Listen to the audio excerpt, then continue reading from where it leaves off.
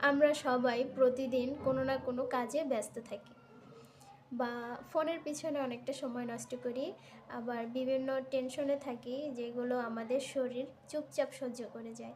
আর আমরা নিজেদের সাথে এতই ব্যস্ততা দেখাই যে অন্তত 30 মিনিটও আমাদের শরীরের যত্নের পিছনে আমরা দিই না। তো চলুন আমরা আজকে একটা ছোট অভ্যাসের সাথে পরিচিত হই।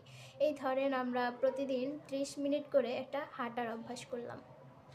প্রতিদিন যদি আমরা 30 মিনিট করে হাঁটার অভ্যাস করি, এতে দেখবেন আমাদের হার্ট শক্তিশালী হবে, তারপর হার্ট অ্যাটাকের ঝুঁকি কমে যাবে, আমাদের রক্ত চলাচল স্বাভাবিক থাকবে, তারপর ডায়াবেটিস বা ব্লাড প্রেশার এটাও স্বাভাবিক থাকে। যেমন শরীরের রক্তের শর্করা কমে যায় আর আমাদের ব্লাড প্রেশারটা স্বাভাবিক থাকে।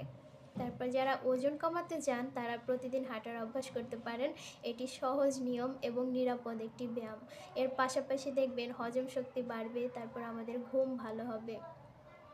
বিশেষ করে বয়স বাড়ার সাথে সাথে এই অভ্যাসটা করা খুব দরকারি আমাদের শরীরের জন্য। তারপর আমরা দেখা যায় অনেক দুশ্চিন্তায় থাকি, হ্যাঁ?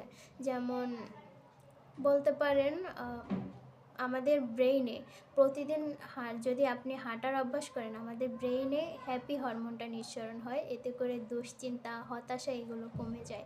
প্রতিদিন অন্তত 30 মিনিট করে আপনি হাঁটার অভ্যাস করুন। আপ দেখবেন কোনো ঔষধ নয়, কোনো খরচ নয়, কিন্তু আপনার শরীরের জন্য এটা বড় একটা বিনিয়োগ। আপনি আজকে থেকে শুরু করুন আর নিজের জন্য অবশ্যই সময় বের করুন।